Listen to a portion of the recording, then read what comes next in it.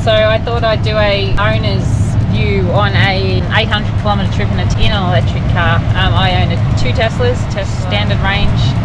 It's a 2019 model. I've had it since brand new, and a long range 2023. Recently drove from my house in country Victoria over to Goolwa in South Australia. I'll talk about charging infrastructure and chargers. So there are a few on the east coast at least, EV, chargefox, and of course Tesla. There's a few others that are popping up now. One of the service stations are putting in charges. chargefox offers a 20% discount to RACV holders, which I am, so I will always charge at chargefox if that's available. Tesla and EV at the moment seem to be about the same, about 70 cents per kilowatt hour. So I do avoid them if I can.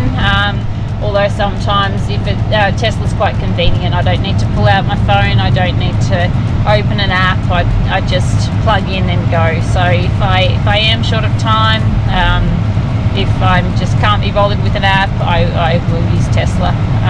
But it's just like any fuel that you go, diesel, unleaded, yeah, you don't go to the most expensive charger, as I don't go to the most expensive charger for my car. Oh, and I should add that I do believe that BMW, the car that was recently driven from Melbourne to Sydney by a journalist, BMW, I believe, are also covered free charging from chargefox. So in their case, there would have been no need to pay for charging along their trip from Sydney to Melbourne. We left in a bit of a hurry, but we weren't expecting to go over, so we did charge with the power overnight. I have an AGL EV plan, so it wasn't that expensive.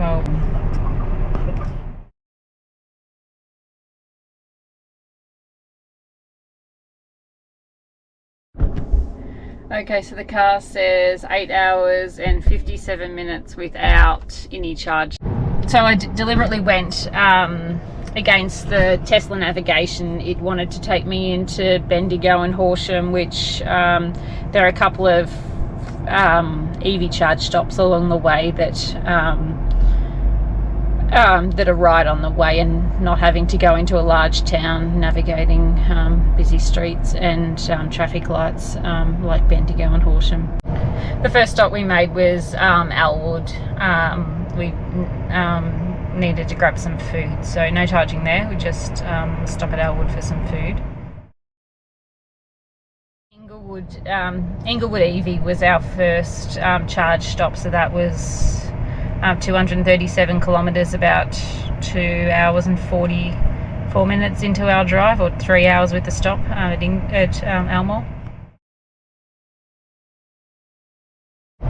The second stop going over was just a quick stop. There was a bit of wind and stuff around, so I wasn't sure that we'd quite make it into Keith. So Caniva also have an EV, and that's where we just briefly stopped and stretched our legs.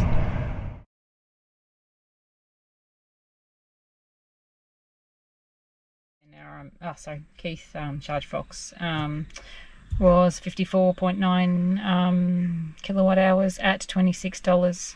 We spent 30 minutes there. Keith has both Tesla and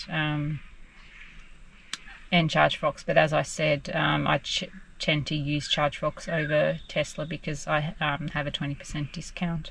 Keith chargefox was 54.9 kilowatt hours at $26.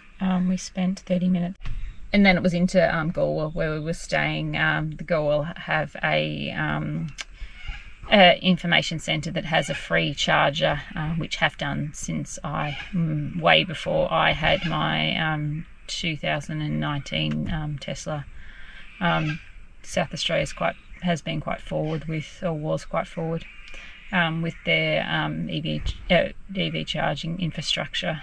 We've done a bit of travelling around there, and yeah, it's a fantastic state to travel in with chargers.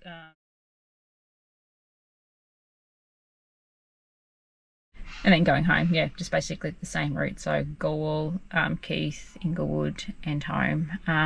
Not needing to have a lot of charge left when we get home. I usually only end up having about 8 to 10% worth of charge when I get home. I have either cheap with the AGL night rate, EV night rate, or solar that I charge from. I have a 10 kilowatt hour system on my roof, so charging is always pretty cheap at home, cheap or free.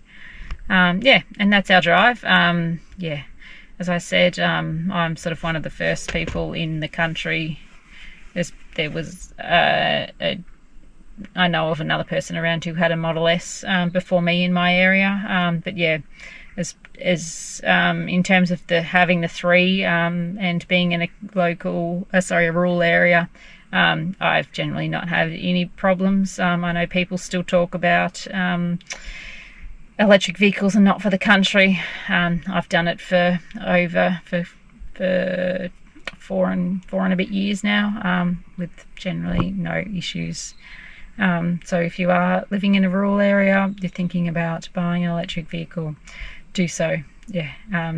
For me, generally, when I'm not taking big trips like this, I do all my charging at home for free or cheap, and I do over 1,000 kilometres a week to and from work, and driving child around and stuff like that. So yeah, I haven't had to go to the petrol station to get petrol for a car for over 4 years, and it's been fantastic. I love the convenience of plugging in at home, spending that extra 10 minutes at home instead of around at a stinky petrol station with someone behind the counter trying to sell you chocolates for $1.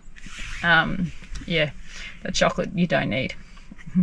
The extra time at home you sure can do with. Thanks for listening. I will pop up all those stats as the video goes. Okay, see ya. Bye bye.